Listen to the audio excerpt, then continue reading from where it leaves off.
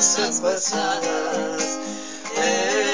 Encontré guardado un pañuelo, compañero del desconsuelo, de lágrimas derramadas.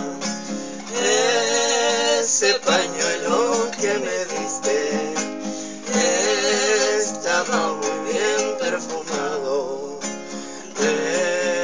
deliciosamente bordado, que siempre conservaré. Si fuera aquel pañuelo al contar las alegrías de nuestro ayer, cual flores bella fue aquel querer que no pudo ser triste al recordar. Tú me entregaste pleno tu amor y yo mi vida toda te di, porque es que tanto después sufrí, porque en él vertí gotas de dolor.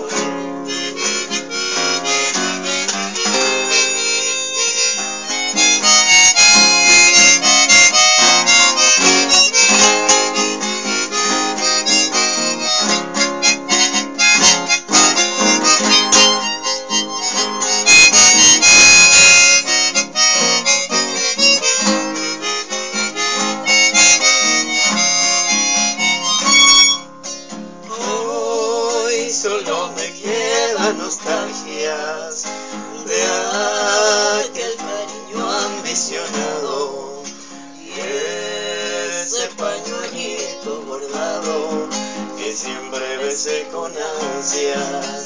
Por eso es que lo he conservado eternamente en mi existencia, porque significa la esencia de lo que nunca morí. Si fuera aquel pañuelo al contar las alegrías de nuestro ayer, cual flores bella fue aquel querer que no pudo ser triste al recordar.